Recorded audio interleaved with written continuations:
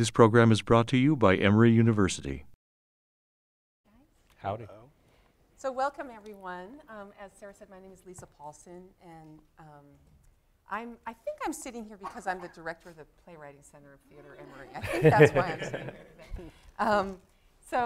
today. These two gentlemen to my right are both playwrights, and they're both extraordinary playwrights.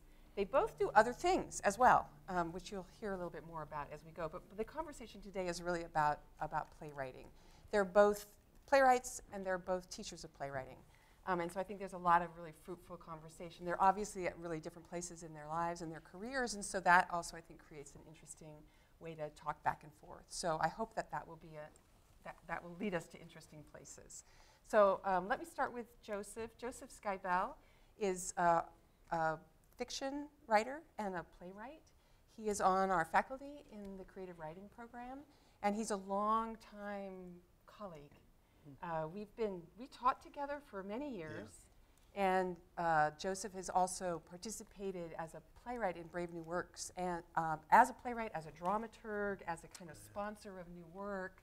So he's been a really valuable collaborator for us in our quest to support the development of new work. Some of you may have seen the reading of his play, his adaptation of his story that appeared at the end of our Brave New Works Festival. It was last Saturday evening. And the title of it is Wooden Nickels, and it's based upon a story that he published in his latest collection, My Father's Guitar and Other Stories. Imaginary Things. Yeah, Imaginary Things, sorry. My editor told me not to use that title. I'm rude. So Joseph studied at the University of Texas at Austin, and then went on and got graduate work there. And an interesting program where you focus on two areas of writing, right? So playwriting and fiction, I think, where you're... Ultimately. Ultimately, yeah. We try to lure him back to the world of playwriting very often because he's extremely successful in the world of fiction, and so it's hard for us to get his voice back into the theater, but we welcome it whenever we can get it. So some of his most notable books are A Blessing on the Moon, A Curable Romantic, as we said, My Father's Guitar and Other Imaginary Things, and he wrote a really interesting meditation on books from the Talmud 3 or 4 years ago. 2 years ago. 2 years ago, called Six Memos from the Last Millennium. A novelist reads the Talmud. He actually reads it as a playwright, which is the revelation that he has. So it's really an interesting read for any of you interested in playwriting as well as the Talmud. Now you could, this is fun too. So his work has been described as witty and profound, laugh out loud humorous, brave, unafraid, high energy and wild, and wholly original, which are also really good words to describe Joseph Skibell, except for maybe wild and high energy. I don't know. I am not going to read to you the long list of awards that he has received in his career, but it's long, so they're not hard to find, so check it out. So welcome, Joseph. Thank you. Good to be here, Lisa. Brave Holder is an luckily, Atlanta-based playwright. He's also a director and a dramaturg, and he is currently our fellow in playwriting at Emory. He's been here 2 years, and we get to keep him another year, so we're really excited about that. His play began our Brave New Works Festival. It was a play that he had, it's like 3 plays in one play. Yeah. So he launched our festival at the beginning of Brave New Works. It was a really exciting way to start and really a provocative set of work. So we've been thinking about it ever since. I'm sure he has too. So Jireh is a graduate of Morehouse College and then went to the Yale School of Drama in playwriting. And then he came back to the South. He's from Memphis, Tennessee originally. In the last year, he has had plays produced at the Alliance Theater, off-Broadway at the Roundabout Theater, and another thing at the Alliance Theater. Yeah. And he's won 3 different awards in the last year, national awards. So he's launching himself into a really exciting career, and we're delighted that he's a member of our faculty. I'm hoping my list is beginning. Yeah. That's how I feel. You don't want to peek too soon. So I guess I'll start with a couple questions, and then the hope is that maybe you guys would have some questions for each other, which I think probably will be more incisive than mine might be. But I thought it would be interesting to just start with, like, why of all the things you could write, like you could write a lot of things, why would you choose to write plays?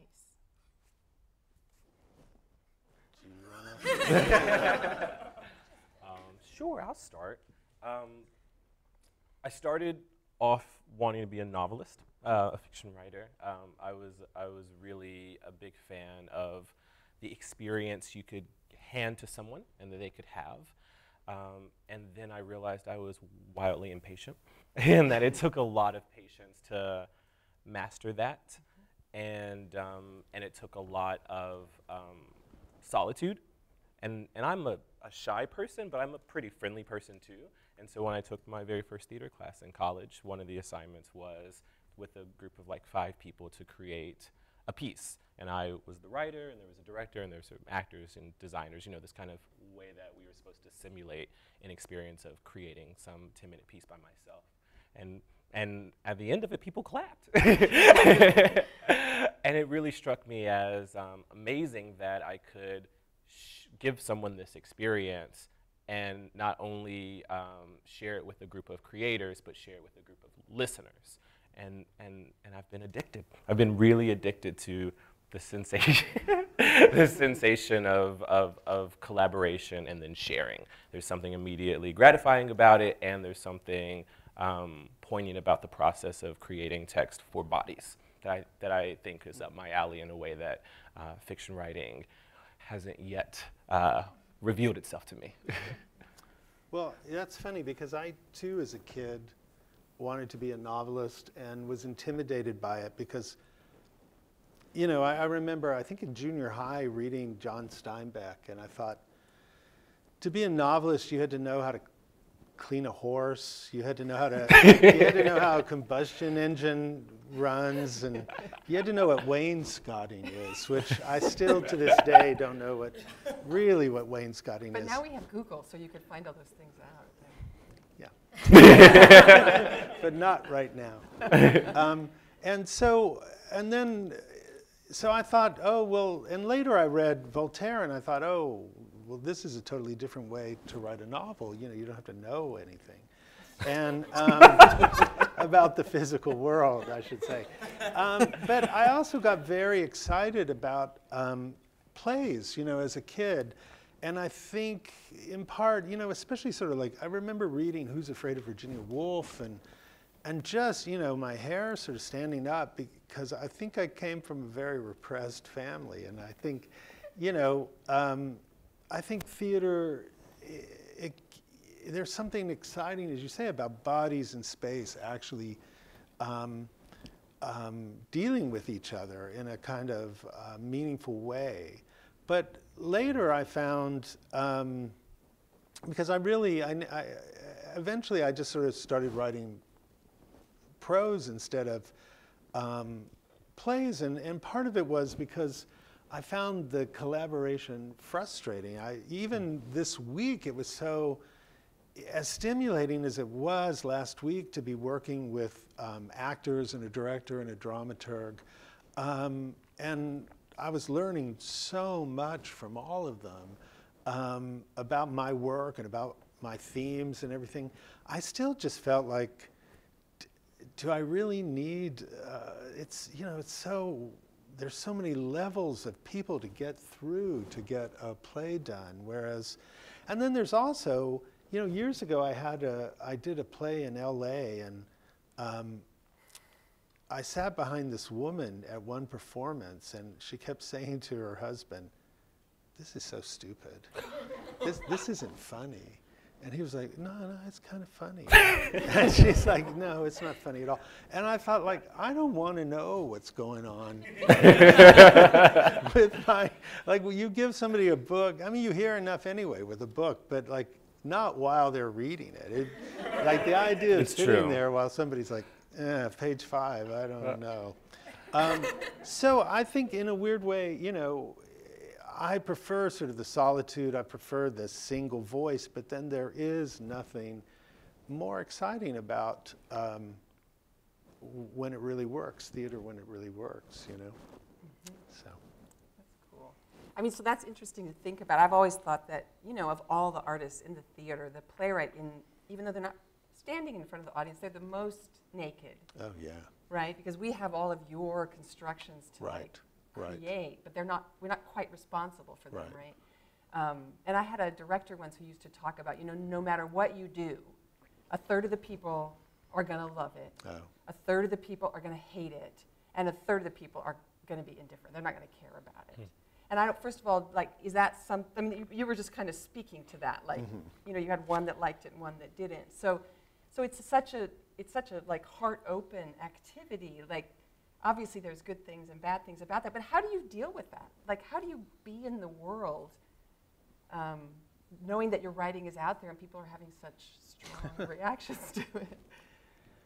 Well, you know, I remember once the Australian novelist Peter Carey came here, and he was going through it. I was chauffeuring him around, and he was going through a divorce. And every time I'd pick him up, he'd complain to me about, I probably shouldn't have used his name, so this is being filmed. Can we go back and erase that? But he'd spill, you know? Yeah. And I had read something he wrote called A Letter to My Son, in which he talks about having an affair with the woman who ultimately became the wife that he was then divorcing. And so he had divorced a previous wife. And I said to him, and this isn't your first marriage, is it? He's like, who told you that? You know, and I'm like, I read it in your essay. he sort of was, you know, he's just like, that's not fair. You know, so you're naked all the time, you know, and you forget that you've put these things in your work, and, you know, and they come back to haunt you. You know? Yeah, people know things about you because they've engaged with you so deeply through your work, whether it's fiction or a play. No, that's really right. But they really, you know, and your way of thinking, and it's a very intimate, brave thing. Which is what it should be. But, you know, I don't know about you, but I think, like, when you're a kid, you don't think writers are going to be picking up their laundry. Like, you don't think Ernest Hemingway picked up his laundry, or Ernest Hemingway went places where people are like, Ernie, I didn't really like that last book. You're really off your game, you know, like I was insulted by this. But, you know, come to find out they do. Yeah. I avoid it at all costs. Really at all costs. My favorite parts of the process are collaboration and the magic of opening night. And then I leave. Because opening night's really just like a party with all your friends who want you to do well. And I have a couple of friends and who find this entertaining, and my agent hates it, that even with readings, I try not to stay for the chatter. That part of the process is not helpful for me. But there's something about the collaboration with the audience that feels really important. So when you're in previews and you want to invite your friends or invite, you know, a couple of people who you respect so you can dig into it and still be collaborating. But once it's the thing for me, I don't have a solution for that other than run and hide and try not to read the reviews. And even you don't read your own reviews? No. You never read them? Well, I only have 2, but no. I've not.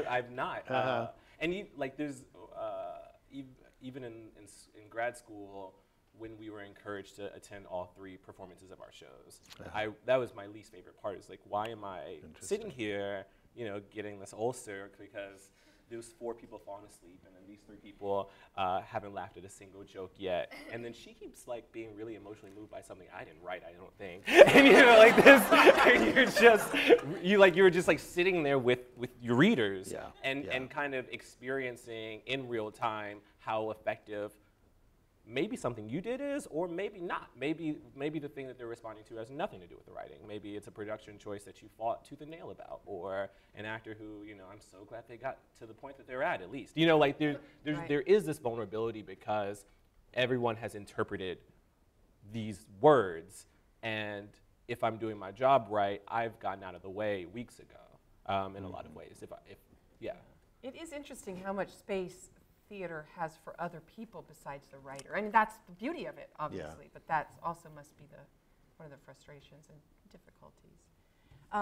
So just to change gears a little bit before I now make you start asking each other questions, I'm just trying to warn them. So you're both teachers of acting, and I wonder if there's anything that you learned Of writing. Oh, sorry. You're What did I the say? teacher of acting. You're both teachers of writing. That's right. Yeah. Thank you for correcting me.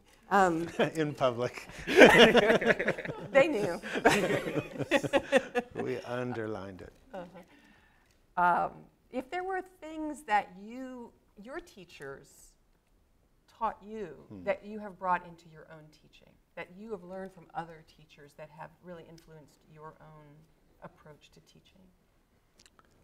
Well, yeah, I mean, there's so much that I just use that they taught us, you know. I mean, I'm always putting this thing that Susan Zeder, the children's playwright, taught me about the tarot and tarot cards and how to map your play like a tarot card. And I always give her credit, and I always put a copyright on it because she insisted that you give her credit, you know.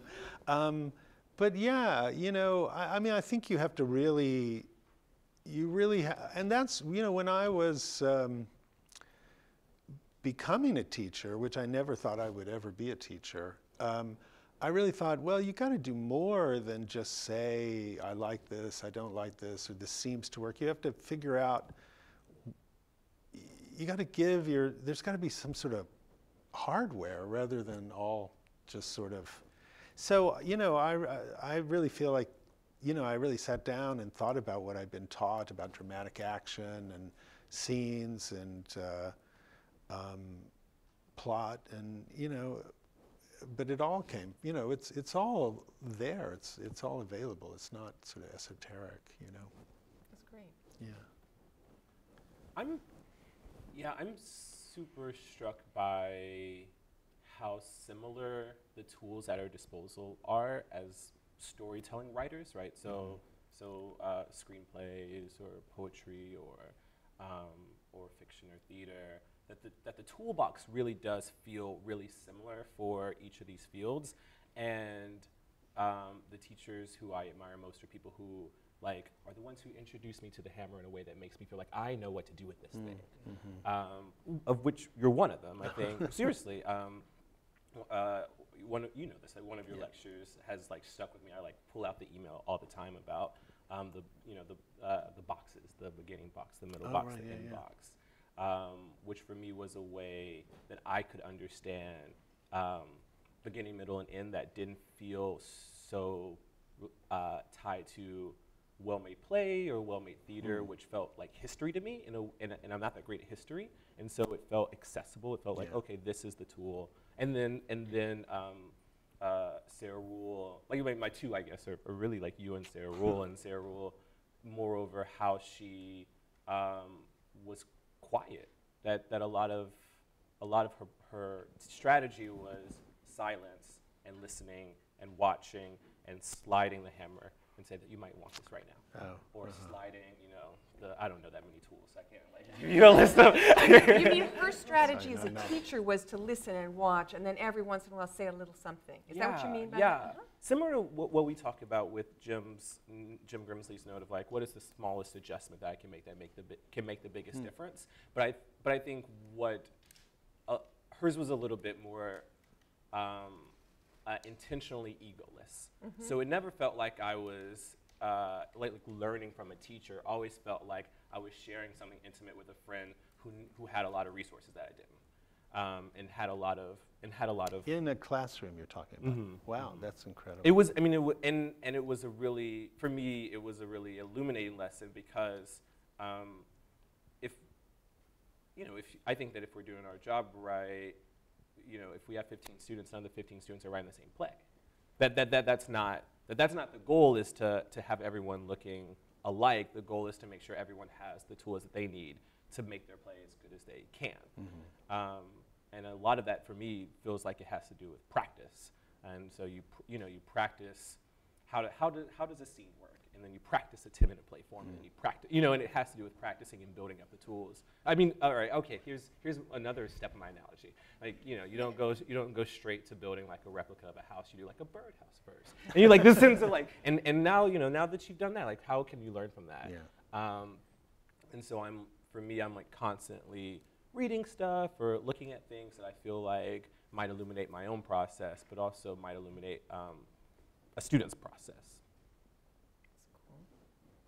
One of the things I've really enjoyed about the way we have both creative writing students and theater students both trying to come to this art of playwriting, and of course now that we have a playwriting major, we also have like playwriting focused students as well. And it, just over the years, it's been really fun to watch how people coming from those different places find their way to playwriting.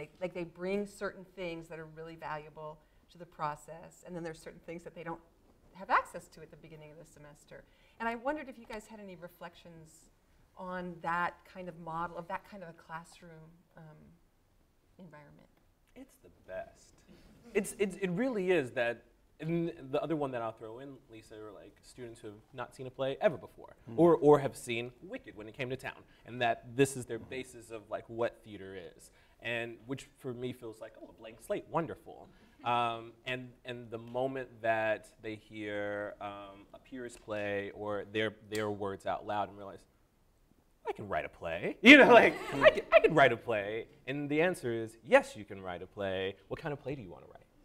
And to really like dig into where people are already, and again, I think a part of my pedagogy is that the tools are all in the room, and it's about trying out which one, and learning, hopefully, here's some of the best uses of the tool, or this is when that tool was invented, or layering in those things, but having such diversity of experience in the courses so far has felt like a real gift to making sure everyone is continuing to write better work or like learn different tools and different points of attack.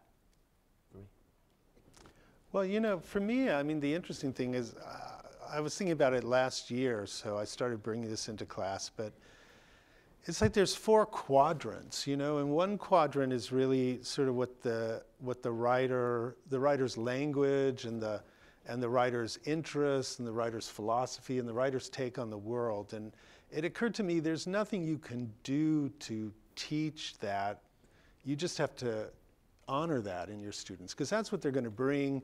Some people have a lyrical line, some people have a flat line, some people are, are good with image and metaphor, and some people aren't. And you're stuck with that. That's who you are. And then there's who the reader is, which you have no control over, or the audience. And then there's really the reader's needs. And then there's the writer's craft. And if you understand the reader's needs, then, or the audience's needs, then you start learning about, oh, well, what are these things that you can do in the craft? And that's the only thing I feel like you can really improve on, is how to tell a story, how to engage a reader, how to get people to lean forward and care. And that's all I ever teach is in that quadrant, because when you can do those things, or at least understand those principles, then everything in the other 3 quadrants all fall into place, So I don't know, but I feel like it's really, sometimes it's like an initiation. Something has to change in a person's head, and because it's baffling at first, and then you learn it, and then once you know it forever. Mm-hmm. But it's just hard to get it, and part of, I think, what's hard about it is that it's hard to insist upon being interesting enough to mesmerize people, and the conflict, the internal conflict about that, is more than a professor can deal with. That's an existential conflict for all of us. Yeah, right. Yeah. How much attention do we deserve? One of my high school teachers, who who I recognize now had a great deal of baggage with him, but at the moment it felt like really inspiring. Only one? Right. Gifted me with 6 memos for a new millennium, really? like as a present of like, oh, I see promise in you, kid Jireh, like you should read this, and you should also know that there's no, that there's no such thing as a muse. There's only sweat, blood, and tears, and so get ready. And it was this kind of crazy moment that I had to take with me to think, there's no such thing as a muse, like none at all. It's only, and what he was saying was craft. It was only working on the thing. Do you think that's true? Well, no, I've since, like, again, I say he has a lot of baggage. Yeah. But in the moment, it really felt, it was a revelation because I did kind of think that Toni Morrison woke up one day and just wrote Beloved. That I did not recognize the degree of tools and craft and interest in the audience's needs that goes into the process. And I do feel that there are moments where I try to be more gentle with students, moments of, this is a really great raw piece of thing that has come from your spirit. How do you plan on improving upon it? And what improves upon it is not, in my opinion, not more raw spirit, energy, or talent. It's actually thinking about the tools and thinking about the structure and thinking about how is this moment operating, which I think is a leap that it's made. That it's like when we all watch like a really great movie. It's like that's a great movie, and I could have done that, you know, like and to realize a great deal of thought and precision goes into crafting that kind of experience.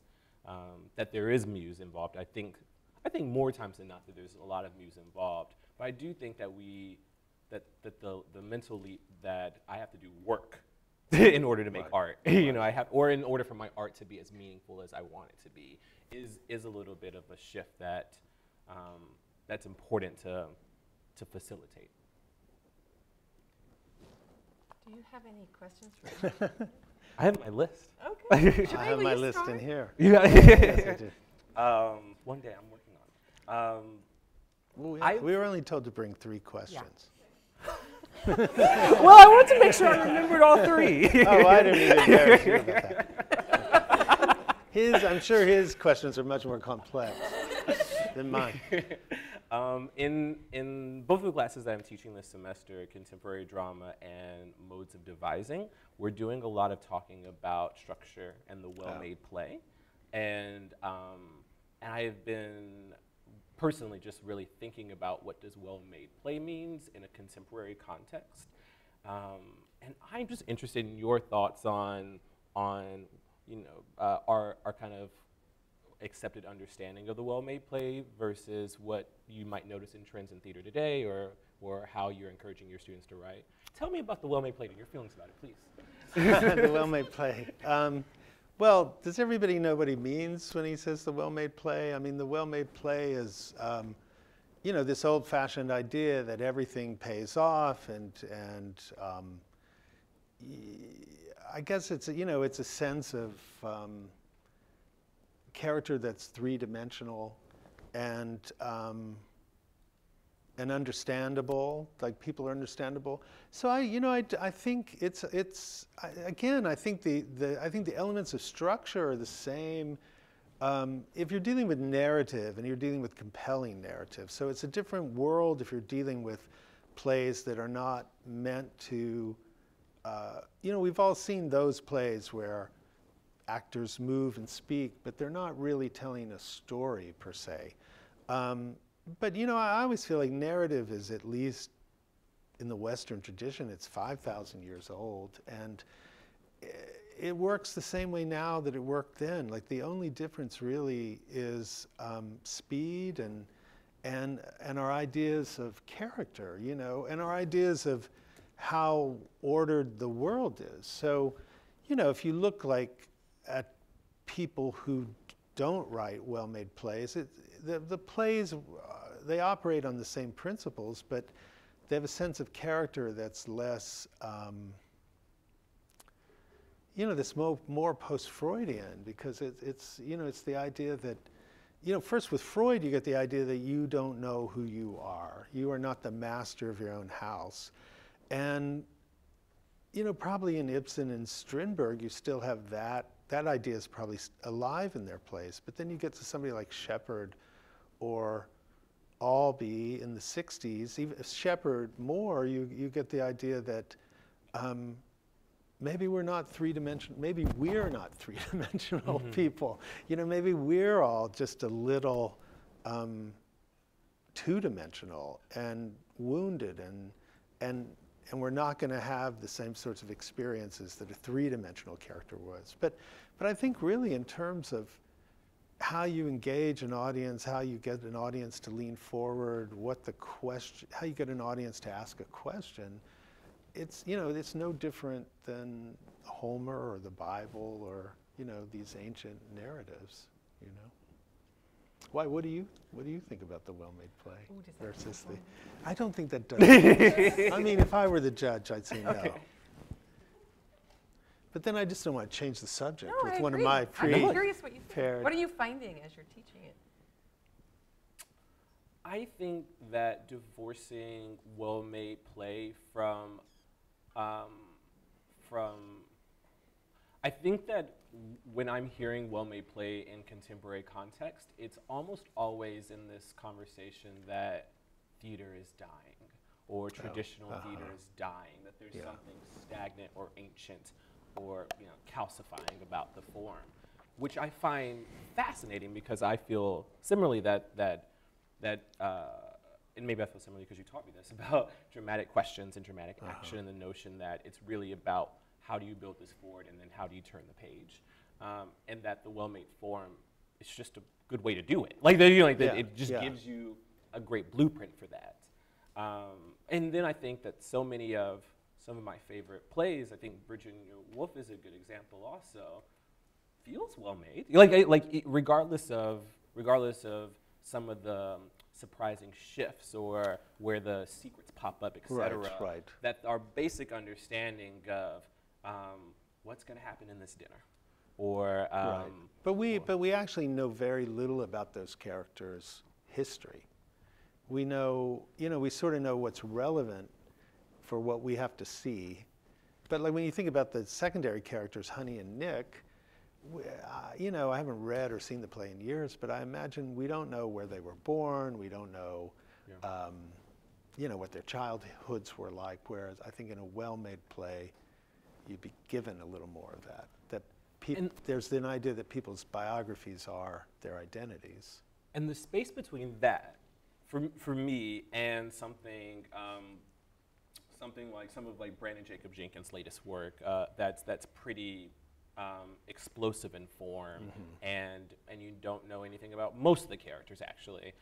You're just watching things play out.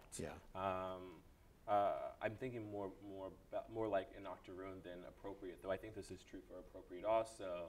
That you're watching a train moving forward versus psychology kind of. And I just am not yet convinced that it's all that different. I don't think it is, really. Yeah. It does seem like our cultural obsessions change. Yeah. So we had an obsession in, Tennessee Williams and Arthur Miller's time about psychology and Freud and Jung, and we were thinking a lot about that, and so that was what kept us on the edge of our seats, and there's different obsessions. Right. But now in the modern, in the contemporary world, it seems like action is character. What you do, not why you do it. Yep. Yeah, and that's back to Chekhov. It's what you do. It's what the characters do, not what they're talking about. Is that where all the meaning is? Right. Well, that's where all really the true. themes are embedded. Right. And that's just our understanding of people, because we understand that people are deluded and conflicted and full of nonsense.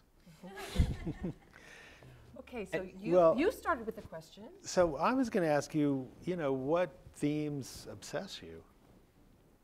What themes obsess me? Yeah. Presuming that some do. No, I think they do. I was talking to a friend who believes that that poets just like write on the same 3 subjects over and over and over again, and that any given, you know, that you can just see them, and I don't know if it's that different from some of my favorite authors whose work I look at and like obsessively read, and so I imagine that it's probably not that different for me. Certainly, I am certainly interested in the intimacy of a small family unit. I'm an only child. My dad's an only child, and my mom is not that close to some of her siblings. And so our ecosystem was the 3 of us. And then my grandmother moved in when I was in high school, which adjusted that ecosystem. And I think that was a really big moment in my life that I return to a lot in my work, the ecosystem of a family. And then I think I have 2. I think that's like in any given play you will find, you know, a family that is dealing with their ecosystem, and what that means when it undergoes change, or if they're trying to protect it, or if someone, you know, that kind of thing. And I'm also super interested in how individuals, and this is probably generational, or not, maybe this is human nature, how an individual relates to a greater political construct of which they have no decipherable way to participate in, or do they? Is a question that I think is frequently in the things that I'm writing is, and this is what happens, I just get mad about something. I get mad about something I read in the news, or I get mad about something that I overhear in a lecture, and I obsess over, well, what could have been done, or what can we do?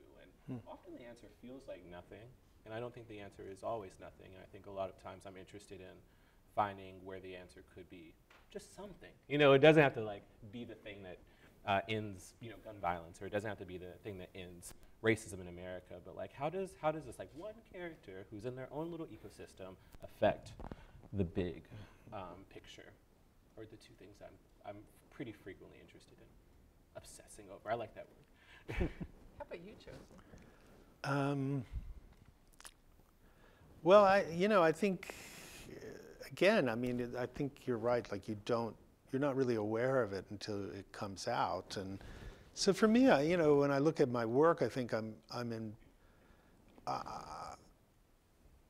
really obsessed with the sense of delusion that people operate with, you know, and how, like the confusion of life, like how confusing life is, and how you have to sort of wend your way through these environments and hoping for clarity. And that, you know, I'm very interested in the way that people, I'm really sort of astonished, you know, when I think about it, and you know, when I think about it in real life, I'm astonished by how much harm we all cause each other, even in sort of, I mean, not only in macro settings, you know, like wars and violence and things like that, but also just in, you know, just in the parlor, you know, how violent families can be, how deluded families could be. I think, you know, like to me, I'm trying to put this in a book of mine right now, but, you know, it seems to me that the problem of life is that we think time is infinite and love is limited, and it's really just the opposite, you know, but we live that other way, and I think that's mine, don't steal that. Well, no, these are all notes from my private journal. They're all writing it down. Oh, God. But I think that's, you know, I think it's so interesting how easily life could be a banquet in a paradise, but there's something about the human being that we just mess it up, you know.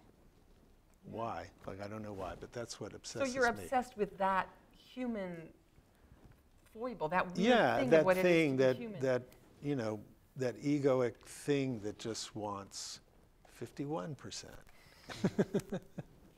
of something, you know. Yeah, that's great. Do you each have another question for each other? And then I would like to open it up to people out here to see if they had additional questions. Well, I was going to ask you, you know, I'm 30 years into this career, you're beginning. What is it like to begin a literary career, a successful literary career, in the sort of post-literature age, and in the age of, you know, internet access where everything is supposed to be free? I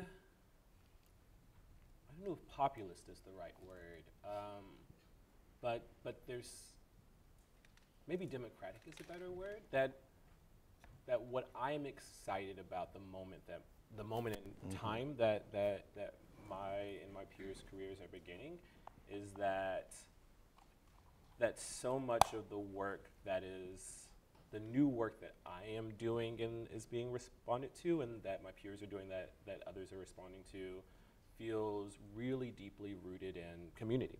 It feels really deeply rooted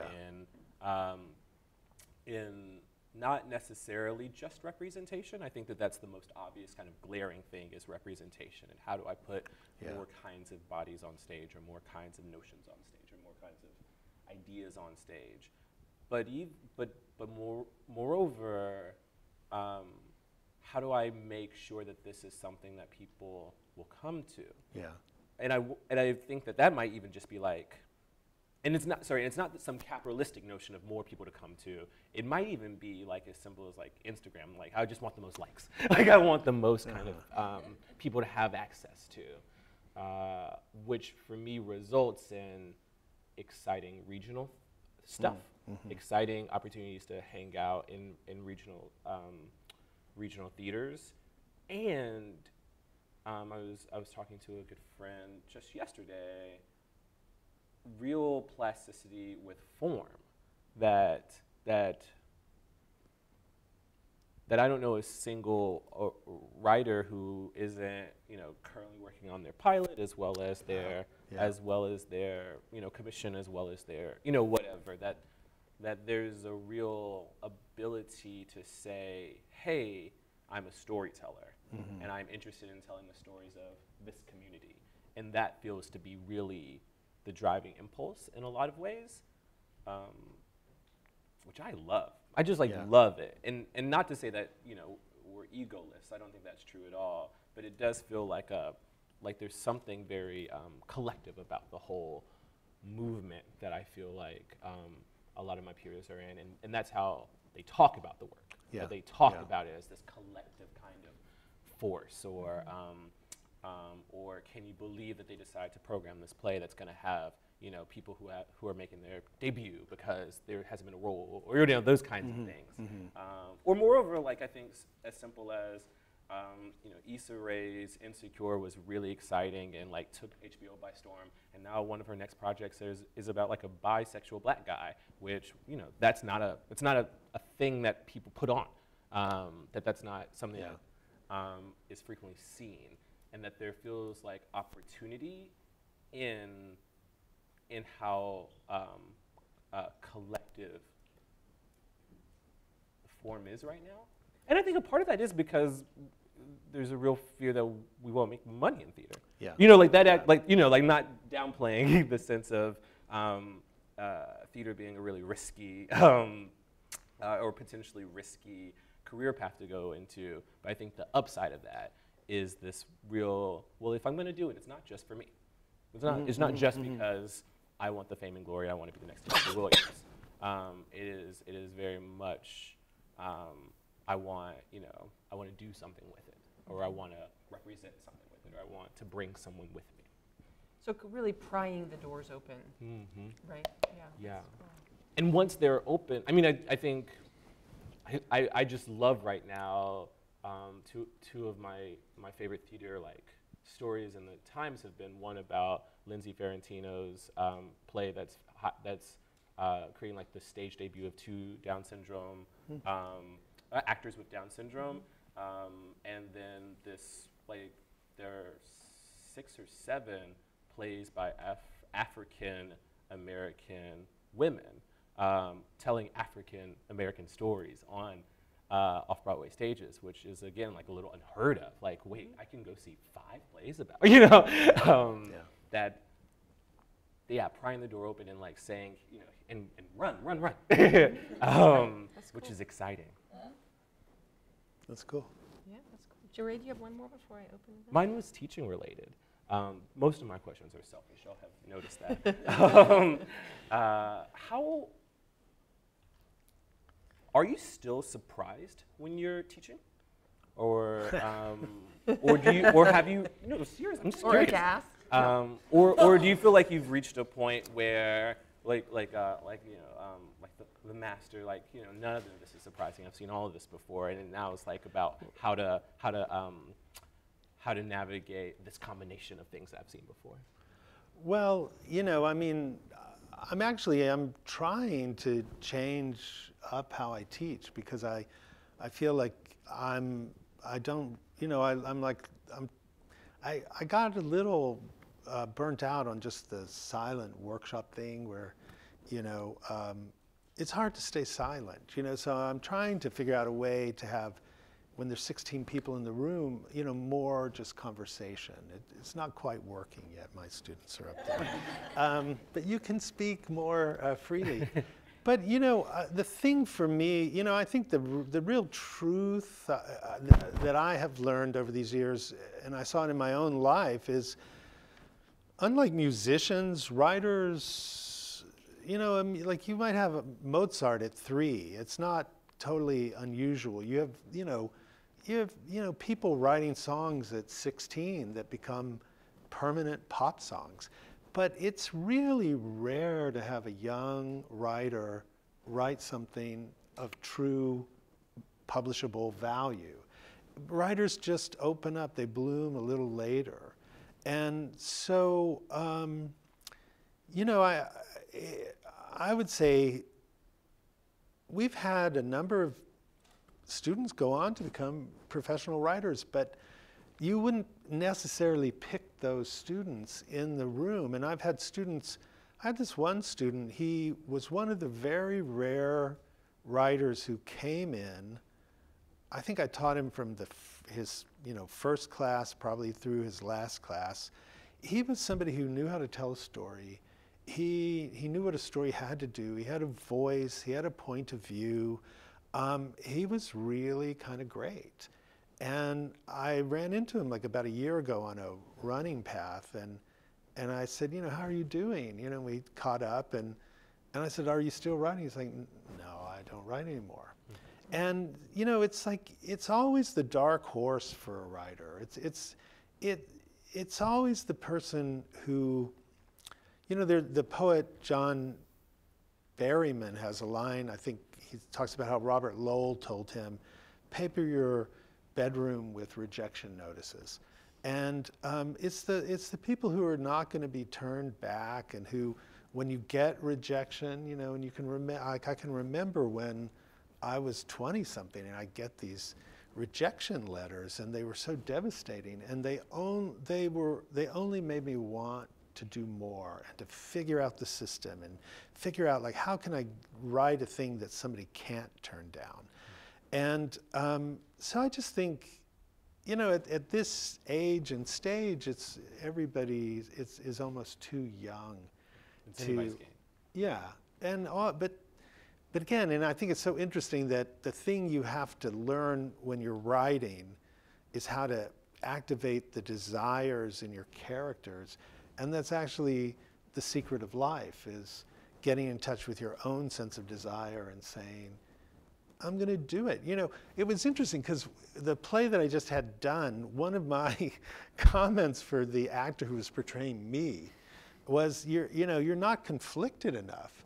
And, I said, like, I gave a note to the director, like, tell him, he's not sure he should be telling this story. He's not sure if he can tell this story. He doesn't know why he leaves his study to go out. And I was telling my daughter this, and she said, yeah, you're conflicted, but it never stops you from doing what you want to do. And I thought, well, that's actually really true. And she's like, maybe the conflictedness is what helps you do what you want to do. But I think that's the hardest thing for a writer, for anybody, is to say, I don't have the skills. I don't know how to tell a story. I'm not interesting. I have a little bit of talent. You know what? I'm going to win the Nobel Prize. And that's what you need, And it's been done. It's been done, And that's why, it's usually those dark horse people, it's Bob Dylan from Hibbing, Minnesota who becomes Bob Dylan. It's not, you know, the person with the music lessons and the, you know, it's so, I just think it's not surprising, but it shouldn't be surprising at this age, you know, for their age. Great. Let me open it up and see if anybody has yeah, Big Josh.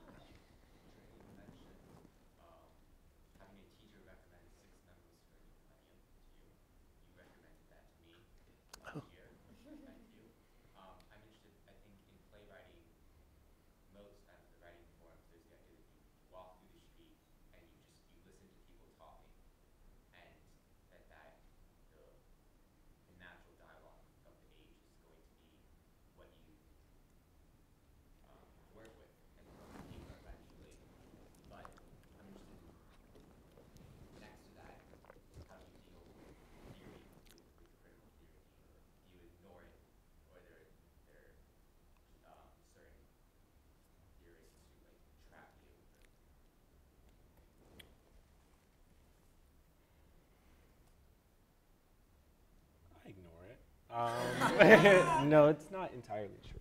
Or maybe at what point is it Yeah. helpful to you? In what ways is it? For me, I find theory really useful when I am in between projects. So I actually grapple a lot with non-creative forms, and they don't aid me while I'm in the throes. That what aids me when I'm in the throes is reading a novel that I really appreciate how they did something, or a poem, or watching a movie, or a dance show. And when I have completed a thing and feel like, okay, all right, I learned what I was going to learn from the process. For me, that's the time that I return to critical thought or critical theory, and I do find myself returning to the same ones. I do find myself returning to right now it's Jordan Tannehill's Theater of the Unimpressed that I just return to and I look at, and I recently picked 6 Memos back up, and I try to investigate from peers what's helped them. I don't know how true this is, but it's something I believe right now, is that we really do have a singular toolbox for telling Cuban stories that has not changed all that much over time, but how we talk about them and how they relate to the current zeitgeist is what changes.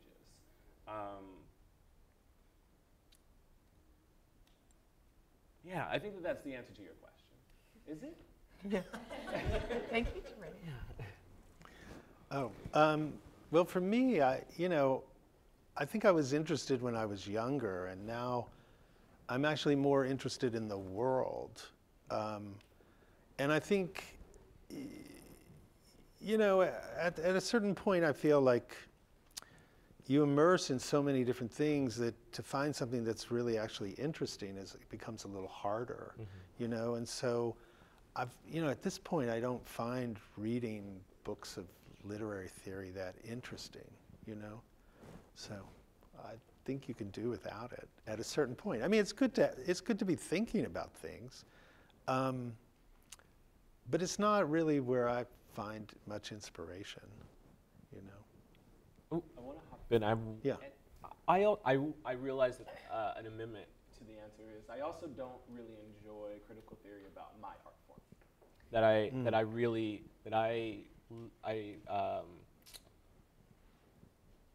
That some of my most illuminating moments of when I've learned like the mechanics of staging bodies on stage for dance and what mass versus slow movement. I learn more from other forms about, that's really similar to when I, have all 6 characters in the room or whatever, that kind of thing. So I think I also encourage that there is a lot to be gained from other forms and interpreting that personally. Yeah, I'm just listening to an interview with this guy named Gabor Mate. I think Tim Ferriss interviewed him. And it's all about stress and trauma and disease. And it's been so in terms of character, it's so clarifying to me. So I gravitate more towards things like that, rather than reading. I wonder if it's particularly Foucault. necessary for theater making, because when you're writing a play, you are writing a play, but you're really telling a human story, and so access to human narratives is what feeds you more so than like. Well, I think you have to have a theory about what a human being is and how human beings operate, because I think if you don't understand that, as maybe expansive or contracted your understanding is, then I don't know how you can write about people. Yeah. So I think you have to understand, how does the unconscious work? How does the subconscious work? And I think you also have to have you have to understand for yourself, like, what is the meaning of life? Like, what's success and what's failure in life, and how does it really, what's comedy and what's tragedy, and if you don't have a working theory of that, then I don't know exactly, maybe your work teaches you that, but because we all have it, we're just not conscious of it. But I think in some way to ask those questions, like what do people really want from each other, and why don't they get it, and what does it mean when they don't get it? And I think in a way that's the philosophy for a writer, I think, more so than narrative structure or dramatic structure. I'm aware that it's 5 o'clock, which I think is our ending time. Oh, it is? Oh, there was a couple more questions then? Yeah, Okay. Are there any other? Yeah. So I feel like we are living in a pretty exciting moment, or maybe like the beginning of a moment of a resurgence in the priority that we place as a theater community and as theater institutions on new work. Like, at least in Atlanta alone, like, I could think of maybe even half a dozen theaters that within the last couple of years have started new initiatives around new work, whether that is allowing folks to use their space for new work or just really ensuring that it's part of their season. So I'm just curious if one or both of you might want to share with us a couple of plays from the last 2 or 3 years that you have found particularly exciting in terms of what's happening right now. Well, I went to a friend of mine, Karen Hartman, had a play. I think it's 7 stages, and I'm terrible with titles. It was about, it was an ensemble piece about this court where I think like these sort of drug addict women, they were sentenced to, it's a real thing. They were sentenced to stay, as long as they stayed sober, they didn't have to serve their sentences for whatever it was.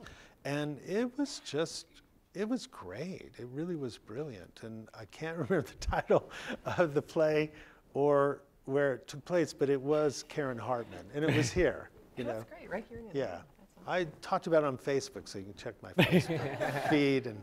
But it was quite extraordinary, and the acting was great, and the writing was just sort of bravura, What about you? I love new plays, so it's hard for me to whittle down.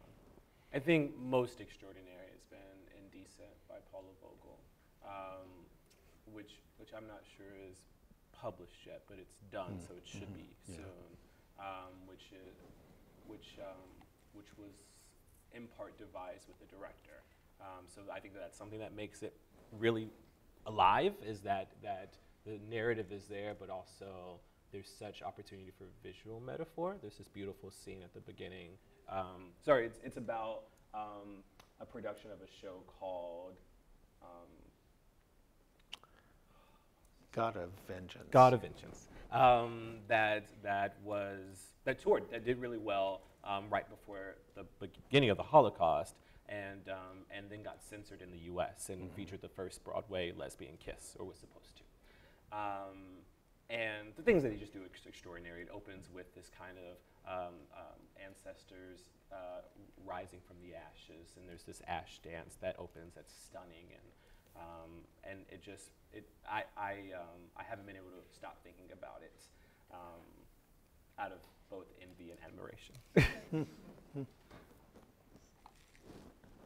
Yes. So you guys are relatively two different generations, but Relatively, in relationship to each other. but so recently in all the different fields of writing and stuff and kind of expressing yourself, now we have a huge surge in this self-publishing thing where you can use through Amazon and other medias, Wattpad and stuff to publish stuff, and publishers are focusing more and more on it. And so right now, for at least our generation, that's like one of the big resources that's kind of staring us in the face as we get closer to graduating and going into like an actual and making these things into careers and stuff. So just opinions like, how much of that resource should we use? Should we use it? And how do we kind of sift through it to find a way to get our voice out there better? Because it is very hit and miss in the kind of creative world. Are you a fiction writer? Yeah. Uh-huh. Well, That's a good question. Is it? Yeah. What about self-publishing? Yeah. What do you think? It used to be kind of a sort of a not a good avenue, a particularly fruitful avenue. But is that changing? my impression is it's not changing, and that it's not the physical book that a publisher gives you, it's the distribution. And so there's an assumption that that because of the internet, there's no need for distribution. And I think, unless you're prepared to launch an advertising campaign, or unless you have a way to sell your books already, like if you were already a famous pop star, you might as well, but then you wouldn't have to. So, I know a guy, he was a business guy. I was going to help him with this book a little, till he stabbed me in the back. And he, he wasn't going to pay me what he told me. But, and I thought, well, go ahead, get your 500 copies. They're just going to sit in your basement. And that's basically what happened, So I think there's so many writers actually being published by actual publishers that you've never heard of. I see them all. I know a lot of these people, and I always think like, well, how come, what's their career like? And, there's so many books being published. I just think to self-publish is just to, it's just to sort of take yourself out of the competitive pool at this point. So how do you start? Like, is it? I mean, you're just going to get the story published in the magazine. I mean, how do you start to get enough vetted by the powers that be enough? Well, I think number one, you wait until you're ready. You wait until your stories are publishable. Then you go to places. If you're not going to a graduate program where a graduate program will have faculty who are invested in your success, and they'll put you in touch with agents. Mm-hmm. The main thing is to get an agent.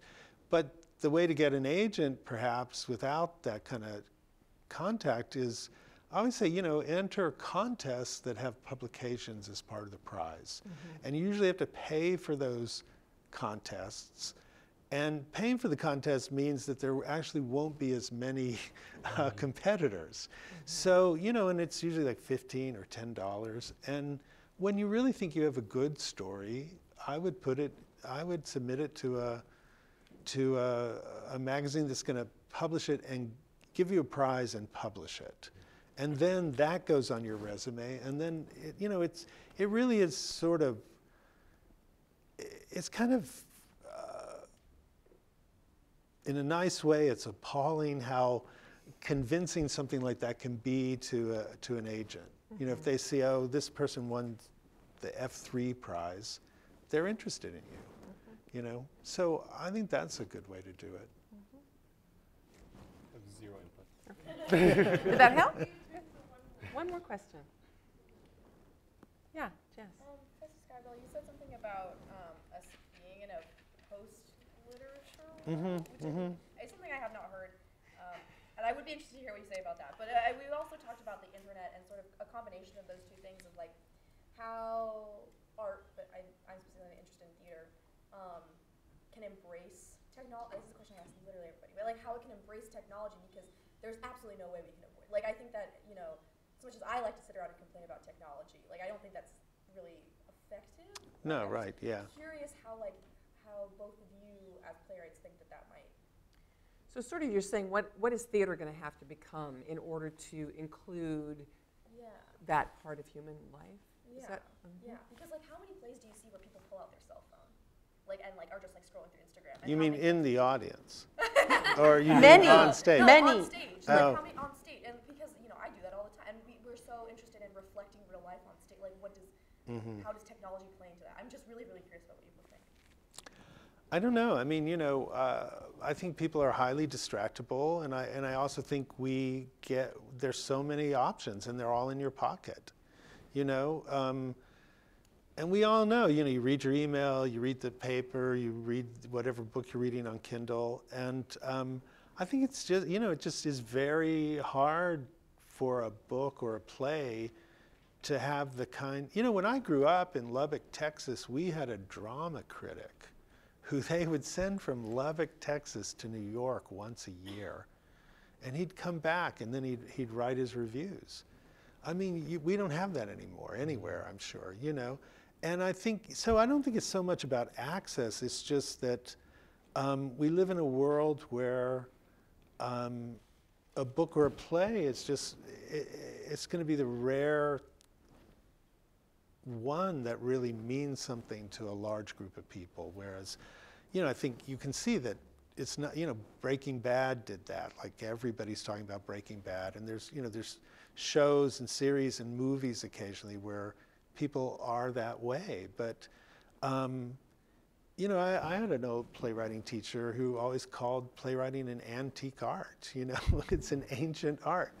And it's not, it doesn't mean you can't do it well, and it doesn't mean it can't be really extraordinary. But, you know, I often say, you know, my first book was published in 1997, and I feel like it was like the last boat out.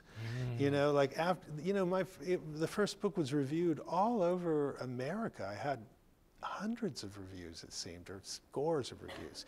And it just doesn't happen anymore. So I think, you know, I think it's a little discouraging when you remember what, you know, I remember, speaking of Who's Afraid of Virginia Woolf, where my parents were talking about it in Lubbock, Texas. And I just don't think we live in that world anymore. And so, you know, you want to use the technology, and you realize, okay, attention spans are shorter. I was trying to read Isaac Dennison the other night, and it's like, this is too slow and too dense, you know. So you know, you adapt, and I think if every now and then a book gets through or a play gets through, but you know, it's just a different world. So I'm not really sure. I have two very strong opinions about this. Oh, good. We love those. The younger generation. You know, speaking on behalf of my generation, I think that which is one that that saw the invention of the internet, right? That I have like vivid memories of dial-up and vivid memories of when instant messaging came. Yeah, like that. So I did not grow up with technology. I like grew up with technology in a lot of ways. And which gives me this particular vantage point. The first is I've seen a couple of productions try to embrace technology.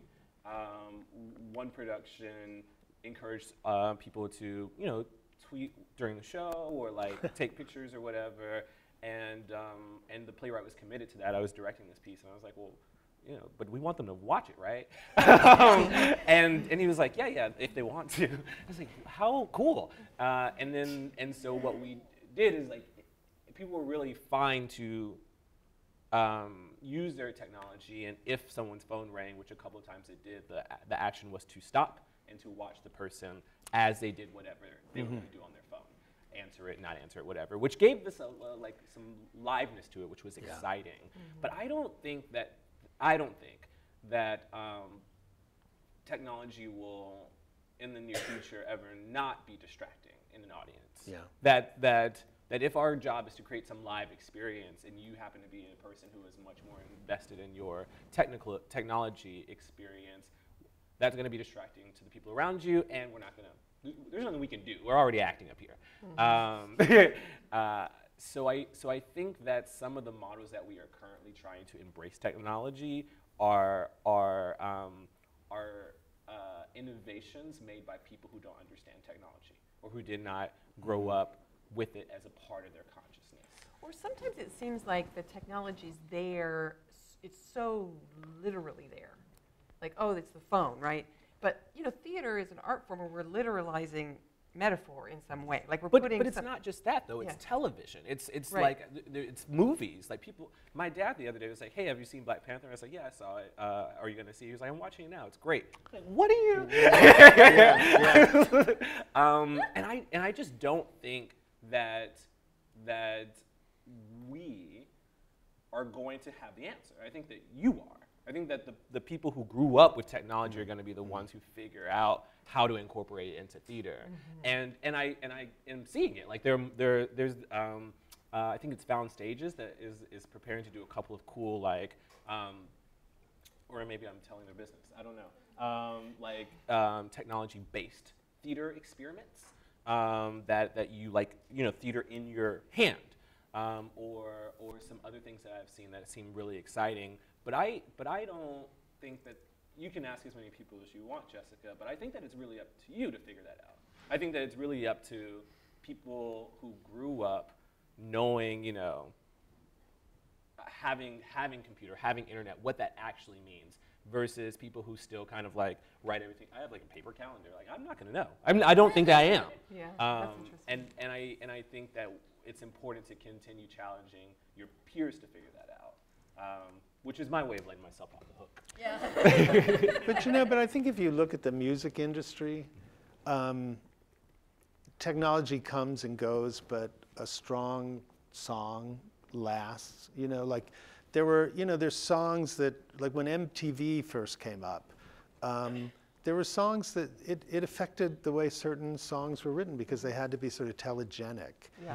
And now nobody watches music videos, you know, or not on TV, and yet those songs are still around, you know. So I think the strength. Whereas sometimes, you know, like I remember in the '70s there was some play that you watched with Walkman on because you know Walkman was the new technology, and I forget who that guy was. He won a MacArthur, but yeah, nobody's performing that play anymore. But they're still performing Oedipus. They're still performing Hamlet. They're still performing, you know, Who's Afraid of Virginia Woolf or whatever. I mean, that really good work will defy and, you know, and survive technology, I think.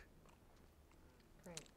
Thank you all, both of you, so Thank much, you. and all of you for being here.